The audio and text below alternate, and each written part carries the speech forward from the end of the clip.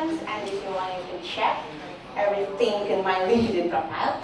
And today I want to talk about growth hacking. That's what's really near and dear to my heart, because I'm Russian, and when you think about Russia, what do you think? Like, bears, vodka, beautiful Russian girls, and you know what? They should all have the same name, Natasha. Yes, right? Exactly, yeah. Okay, so that's what Google thinks about that.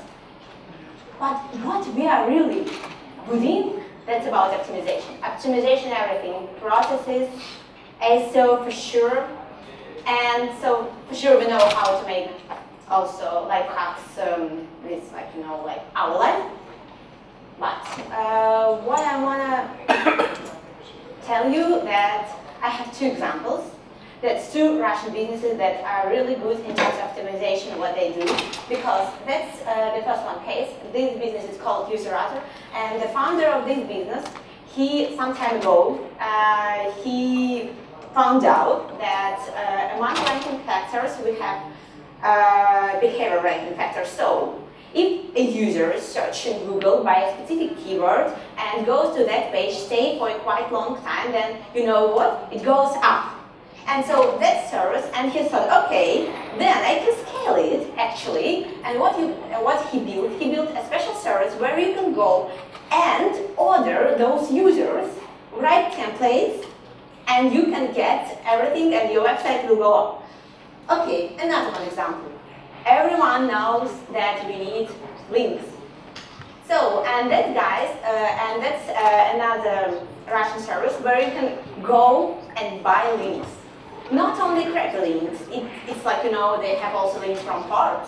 So you can go there, buy a link or an article, whatever it is, and it's really straightforward. So you go there, you don't need to waste your time, whatever it is. They guarantee that everything will be delivered because they are like a shop, like a market. That's a huge one. It has a lot of traffic, as you can see. But talking about all those strategies, I think when they're risky, yes, definitely. Unethical? Well, probably. I would say like, yeah, close. Black hat? Yes. And here is like kind of my warning. Well, for sure I'm not going to touch black hat SEO, whatever it is. That's about growth hacking, that's a separated topic. However, what I think is really important is to evaluate business risks.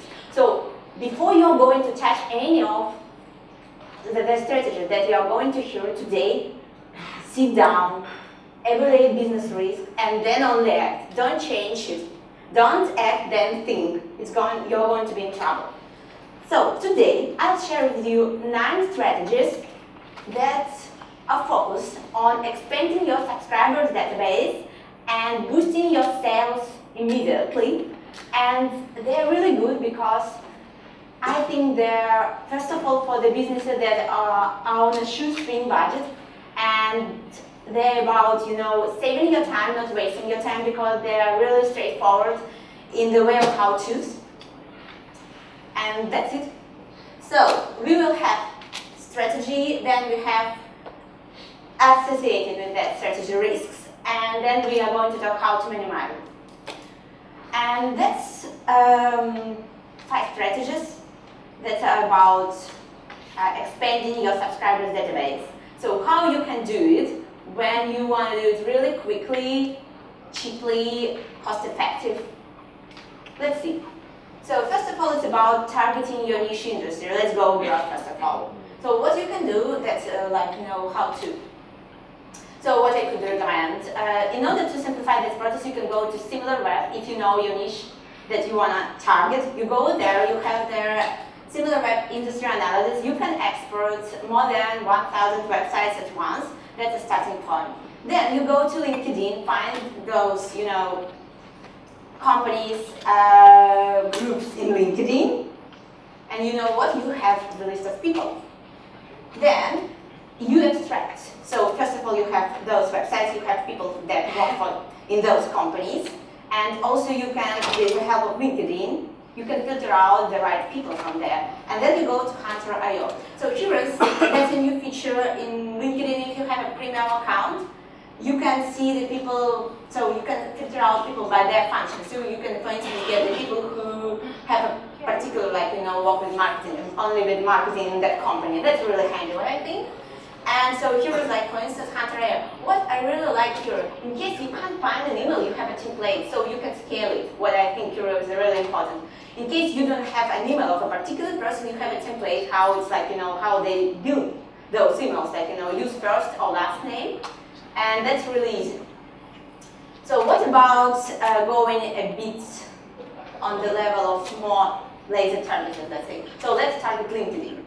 So I would say here, first of all, you need to search by position or the list of companies groups that you want to target. So that's my perfect customer profile, that's a person who, I don't know, works in that industry, in that niche, and has that position. Then you connect with those people on LinkedIn, and you know what, you get those emails. That's sneaky. So then, after you can easily export it in one click. But what we figure out, we are like experimenting a little bit with that. So you need a good-looking person in your profile picture that might be fake. Yeah, that might be fake, and they are really eager to connect with you. So if you, yeah, for sure, you need to be wise here. If you work with female, you need a mean profile. If you work opposite with male, you need a woman profile. That's the one that I love because that's a bit not common way of using that, what I think. So it's about targeting Facebook. So you go to your industry rivals, whatever you prefer, Facebook groups, and you know what? You can get the list of people who have ever liked that group. But you can get the list of people who have ever liked a particular blog post, a particular post that was shared on Facebook, I'm sorry. And anyone can go and see. And there you can extract their name, location, and Facebook ID. You need Facebook ID because you're going to use custom audience and generate leads just using those Facebook IDs. So here, I also found out that you can get the list of members of a closed group. So if you can somehow be a member of a closed group, you can see all their members. And that's sneaky. So basically, if you are interested in like, scaling this process, this is how you need to extract entity ID of a person. Here is like, you can just give that to your developer if you want to scale this process. And so, that's another one idea. If you have no clue how your lead generation campaign should look like, you can go to Espresso, that's a paid tool, but they have this one Facebook Ads gallery, and browse your rivals, browse your industry, and see how they do that. And then just, take those ideas and experiment with them. But as far as you have a particular list of users that are interested in this and that, and you're extracting it from a particular post, so people who, for instance, like sandals, I'm sorry, you can easily target them and show on the sandals to those people, and that's really nice. So that's about targeting mailbox. That's the most well-known option, especially in digital marketing industry, when people just what they do, they simply integrate all their personal companies' mailboxes and get a list of all emails with whom they ever had a communication. And so here you can use any of those tools. You can go directly and export those users from your Gmail mailbox, but I prefer to use any of those tools. You know why? For instance, Nibble, it also captures for you their social media profiles, so you can learn more about their interests in order to filter out then, or just somehow work with this list in a more laser targeted way. But you can also export it directly. And the last one about using pop-ups, but not like like in the way like I'll show you this pop-up, then I'll show you this pop-up 5 times more, because you might change your mind, and still I'm showing you this pop-up. So I recommend here to share pop-ups with something useful. So you want to give away a t-shirt, for instance, or say like that's a special offer only for you, and that's the reason why you should leave here your email address. So not like editing, like using pop-ups like, hey, you're about to leave Okay, then how about leaving your email address, because you just like my page, but you're going to leave an email address definitely. No, I don't like your page. I don't want to leave anything here, but you know, that's a way of somehow motivating them to leave it.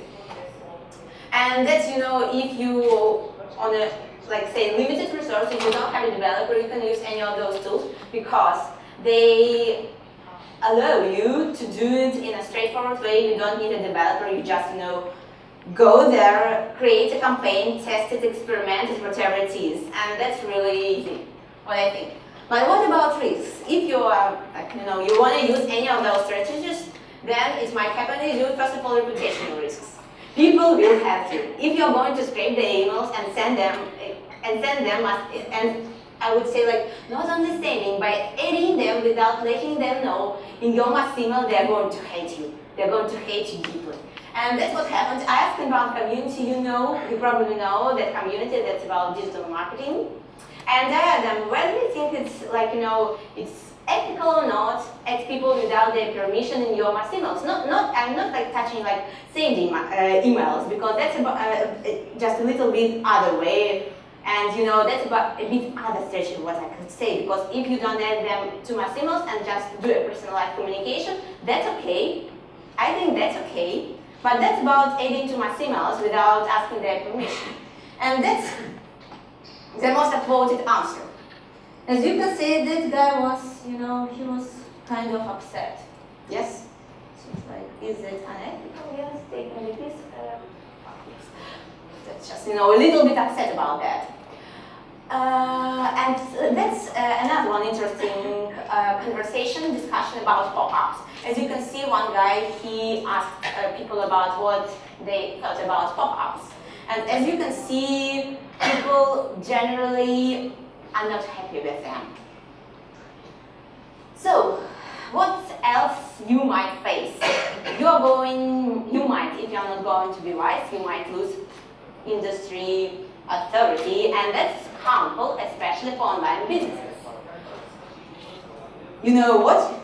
If you add all people without filtering them out, you're going to reach out wrong people. You might reach, I don't know, influencers in your industry, you might reach your clients, you might reach your partners, whatever it is, and those people, they might be your leads, partners, or even clients. And that's what might happen. That's a digital marketing agency that is based in UK, and actually we were partnering with them, but at some point I found myself in their mass email list, and right now they're asking me, you know what? To go to a copywriting course. Nice, thank you. So, and on top of that, legal issues, you should remember about that. So Germany and Canada, they're really strict about that. I'm just, you know, I'm not checking all the countries, but I'm sure that besides that, we have a bunch of other countries that are also really strict with that, so you should be careful. And the last one, your corporate email, there will be reported to Google as spam, which is also bad. That might be, you know, connected to SEO as well, as far as Google can connect the dots here. So what I would recommend in order to somehow minimize your risks and be wise and smart and sharp. So first of all, clean your list. So don't go with the whole list, clean it. Exclude all emails from your current database. And if you have partners, also exclude it. Yes, it takes time, what I think. Even if you have a CRM system, it still takes time, because you might have one person from that is your paid customer. Let's imagine you have, I don't know, from a big company, you have one client, and then you have a lot of leads from that company. What you need? You need to clean all those in place, because this business that's already your client, and you don't want to charge them, like, you know, in that way, because that's embarrassing, what I could say. The other one way, that's a really, you know, like kind of the right approach, because what you can do, you make yourself recognizable to them. As far as you have emails, what you can do, you can use social media channels to run remarketing campaigns. So you can do it on Twitter, on LinkedIn, on Google. Also, you can connect with those people on social media channels as well. That's one direct way, that's a paid one way. But any of those, that's a good, because when I see that a company send me an email and the name is quite familiar for me, I'm not going to report to spam at least, and that's good. So at least it's going to stay you on a safe grace, if I can say that, when you're going to email those people. Yes, what I think you should ask people whether they want to be your subscribers, because that's logical, that's ethical. So what you can say, like, hey, we are gonna run special promotions, we have special offer for you, and so do you want to be our subscriber, because we found your email somehow, I don't know why, that might be also a way just, to make some kind of introduction. And so here is our subscriber list, please join us. About pop-ups, what you can do. You can show pop-ups to a really specific group of users, not to everyone who is about to leave your page. That doesn't make a lot of sense, because if I want to leave your page, I'll leave it, and I'm not going to leave you my email address. So at least I should stay at that page sometime. And so, yes, that might make sense if I stay for quite a long time, or if I had been staying for quite a long time on your page. Then it looks like, it seems that I'm interested in your company products or services. And the most safest way, if you have budget in case, you can use all those emails for Google Custom Audience Campaign, for Facebook Audience Campaign, whatever it is. And that's the safest way, because those people, they're like, they're just in your campaign. That's it, and it's okay. That was about, making the big database of subscribers. And I think it's also really important to know how to boost your sales really quickly, also on a shoestring budget, because sometimes you might experience some, issues with that. You need a cash flow right now, and you have current clients which you can involve in that, and that's about, these kind of strategies. So, first of all, that's not about, let's start a bit far away from your clients. What I think is really interesting, because you can involve other audiences, other people in that by cooperating with partners. What you can do, you can find relevant companies in your niche, in your industry, and exchange mass emails. That I think really good, because that's what we've done with our online content, and that was really effective actually. And I think it really works, because we have some partners that generating leads from us. So they asked us to send a special offer. So for instance, digital agency, they asked to send to our audience a special offer, and it works. So what I say from my previous experience with my previous customers, it's also really good in terms of, tools, some services, what you have online, what I would say. But sometimes offline also works. Like for events, for instance, you can send over an email and invite people to come to your event, so you can just, find relevant communities here. But the thing that you're going to hear no, especially for the very first partner that you're going to touch, and well, me personally, I hate hearing no. And here is the way to make it better. What I can say, the response rate, conversion rate, whatever it is. So what you can do, you can find out the very first partner with whom you're not going to exchange, but you're going to test the conversion rates of your current database and how it's relevant to the selected by you niche. So you do that, and you know that, like, for instance, if we are going to send this email, then they're going to get 6 conversions.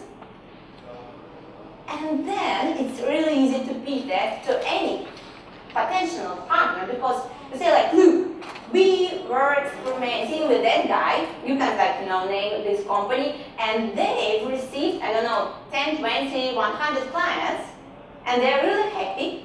And you know what? We can do the same for you. If you're ready to exchange mass emails, that's what we want to do. We want to bring value for you, first of all. And here is our, open clicks conversion rate, because sometimes open click rates that are not enough to persuade people.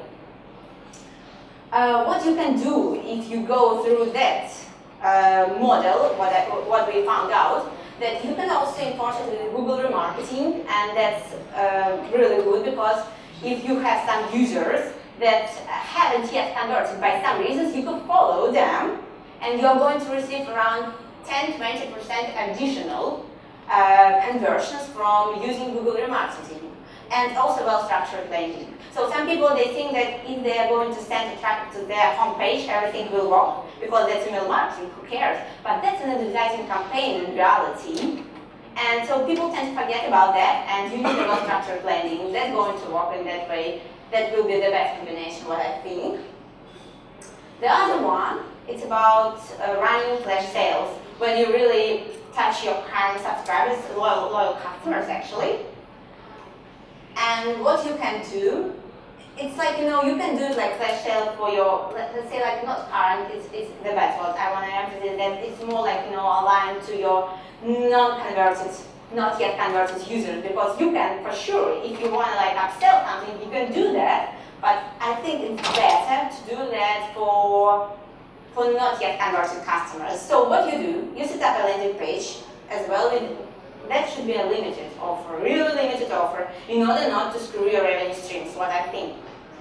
Then you create a chain of emails. That's really important. That should be a couple of emails that are based on their behavior. So whether they're opening, whether they're clicking, they're receiving different emails. And what you do next? You enforcing it with Twitter, Facebook, Google remarketing, whatever you prefer, but combination will be the best one. And that's what we figure out so far. You need to send last X hours.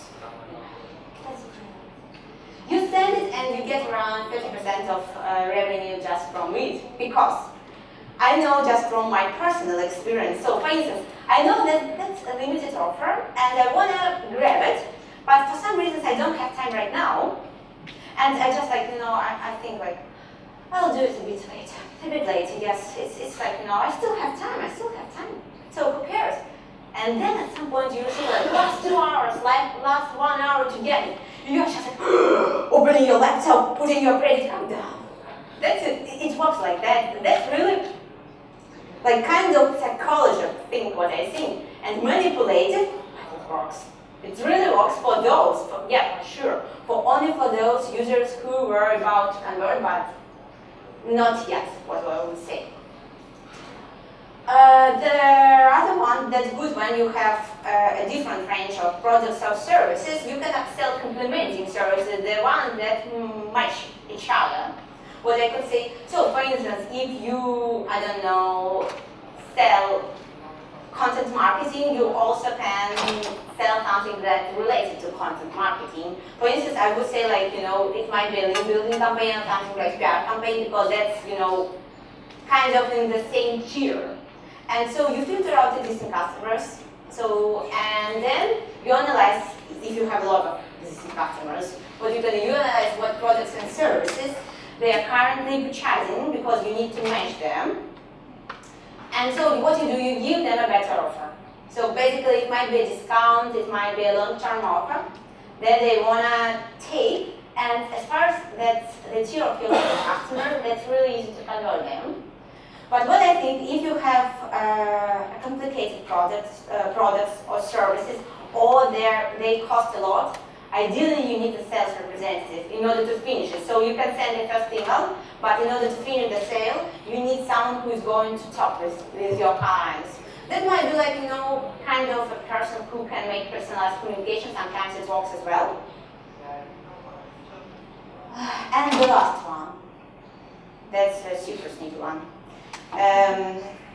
So I would say that well, for sure, that works only if you have something that's related to recurring subscription, what you can purchase on a regular basis. Because I work also a lot with SaaS products, we figure out that it's really good. So what you can do, you just remove cancel subscription button and put like send an email. What happens? Like, I use a particular service, and I don't know, at some point it started to be glitchy, buggy, you know what, and I want to cancel it right now. I go there, and they say like send an email. I'll send it later. And you don't cancel it. At some point your frustration growing, and that's why you are going to receive a lot of emails with this bad word. You're going to no. But at that point you're not going to cancel, and you might say, so that's the way to keep your retention rate really low, what I would say, because that's an additional barrier that you need to go through in order to cancel it. And for sure, some people, they are just stay with you because they are just, for somebody, they don't have time right now to write an email, they don't want it, whatever it is. What are risks that you might face in case you want to go with those strategies? So first of all, partner, they're bastards. Just remember about that, they don't keep their promises, they lie about everything. So you need to be really careful verifying everything. What I hate about sending emails to, not yet converted users, whatever it is, because there is a risk, a huge risk of converting broke users. For instance, you have a person that in your subscriber database, it has two emails, personal and business. And you are like, you see okay, this one email, it's like, it's our paid customer, but this one email, it's not related to my paid customer, so I'll send it. And you send it, like, here is a better offer. And in that case, this person might cancel his subscription, current one, I don't know, or just, and switch to the better offer, and you're going to lose in that case. So for sure it happens, not like all the time, but it's also kind of rotating. Or you can convert users who were really ready to pay the full price. That's also really bad in that case, because you are also losing that. You are not like, it might look like you're getting more money, but you're losing. So for sure you need additional resources, because you need to process all those incoming inquiries somehow. You need to be sure that everything stays at the same level, all your services, how you react and whatever it is, so you need additional resources definitely.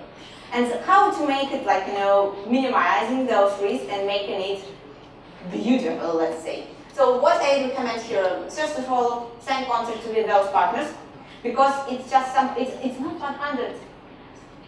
100% guarantee you anything, but it makes life a little bit better, what I would say, and it helps. So in order to understand the value of any special offer, I recommend to my clients to test it. Not to send it to all, not yet converted users, for instance. Just take a small group and see how it in reality affects your sales, because if it works in a bad way, then you don't need it, actually. And so sometimes, yes, that's really important, because for any online business you have the exact time that a user needs in order to convert. So I would say, so you need to know how much time does it take for a user to convert. So for instance, in some online businesses it might be like, less than, 1 hour, 20 minutes. In some business, that's 1 week, and you shouldn't touch those users. You should filter out those users because they're in the middle of making their decision. And you're going to screw your revenue streams if you're going to charge those users. And that's really important. You need to measure average response rate, so how do you react to their incoming inquiries? So you need to estimate it, because you need to keep it at the same level.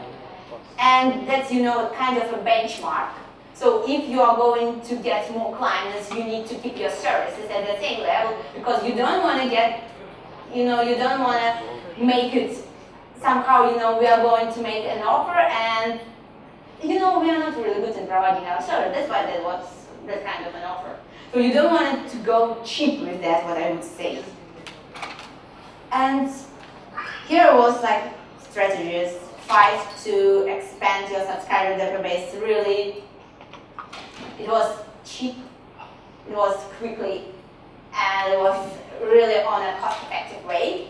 And then you can work with your, also with your, let's say, like current and the big potential clients in order to get those revenue streams really quickly, what I think, because when you do it, for instance, when you change mass emails with your partner, you get it like that. Because here is a mass email, here's your conversion. That's really quick. Like, that's not like, you know, SEO when you need to wait at least like 1 year, 6 months, 1 year, or maybe more, who knows. No, you get it really in a straightforward way, and I love that. So I think that's, you know, kind of additional support to your business.